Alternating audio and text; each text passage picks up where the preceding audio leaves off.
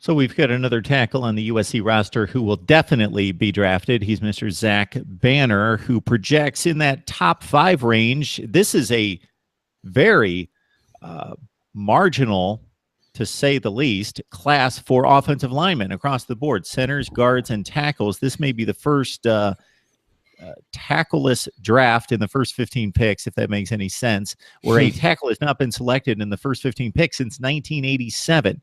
But Zach Banner's not going to be drafted in that kind of rarefied air, but he should be a top 80 to 100 pick, something like that. Yeah, everyone loves Zach Banner. For one, he's a great personality. He's got a great head for the game. He's upbeat. He's positive. Everyone just loves to be around him. But what sticks out, if you've ever seen Zach Banner on TV standing next to anyone, is that he is huge. He's 6'8". He was pushing 400 pounds at the Rose Bowl. I think 380-ish, somewhere in there.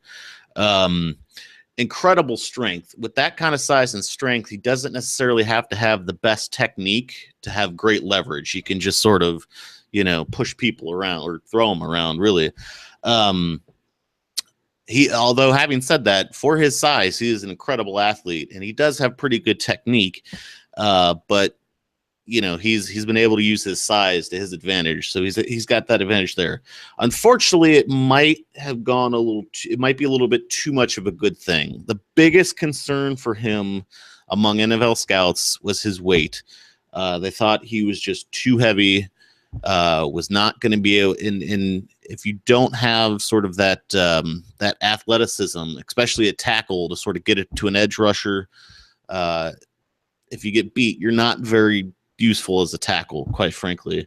But I will say this for Zach Banner: he has lost since the Rose Bowl on January 2nd. He has actually lost 40 pounds. As of a couple weeks ago, he might be down even more now. So he is the biggest question mark. He has went and attacked relentlessly, which I think is also impressing a lot of scouts, that that goes to his coachability and his determination that he's going to make this work. There are other downsides of that size. He's not the most flexible guy. If you need to get his pads low, if you need his more bend at the knees or be able to turn his body, it's a little bit more of a struggle for him.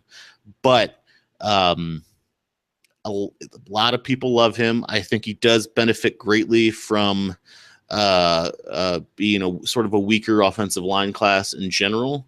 And then one other odd thing that I don't think a lot of people necessarily think about is that at 6'8" as a lineman, sometimes it's a little difficult to physically see over him and get the pass over him.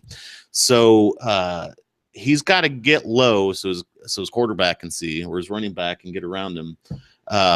And if he has flexibility problems, that can cause some hindrances. But if there's any guy that, no matter where you pick him, whether you pick him first or last or not at all, if there's any guy that's going to find a way to make it work and succeed, it's going to be Zach Banner. And it's tough to quantify that. It's tough for scouts to really get a handle on that. But this is the guy who's just going to make it happen one way or another. He's going to make it happen. And so I think that's the biggest thing he's got going for him. But in terms of where he's going to go, it's really tough to say. It just depends on how concerned scouts are about his size, and whether that's going to be a constant battle throughout his career, and whether or not he's going to be able to work as a tackle. Yeah, the weight concerns are there. You bring up a good point in regards to the discipline he has at least shown since the Rose Bowl. So you mentioned the weight of the Rose Bowl, and now I've checked about 3 other measurements since then. The Senior Bowl, there was another measurement. There was the NFL Combine, and he has just been able to knock it down. 361, 353 seems to be the last measurement for Zach Banner that I can find. So he's at least shown that with money being an incentive, that he can drop a small child off of his body, I guess, at this point. Oh, when you think about it that way, yeah, he's lost a kid since the Rose Bowl. That's incredible. He's going to be a great benefit. Him and Dory Jackson both they're great people. You want to be around them. They're going to be a great addition to whatever roster, whatever locker room you put them in. And again, it's hard for scouts to sort of quantify that and say that's the caliber of character I want. But Zach Banner is just he's infectious, and he brings a lot on the personal side to a locker room that I think is going to make him, or at least should make him, even more attractive. Difficult to quantify, but no less important, especially when you look at the composite NFL rap sheet for a year and how sizable that is, unfortunately.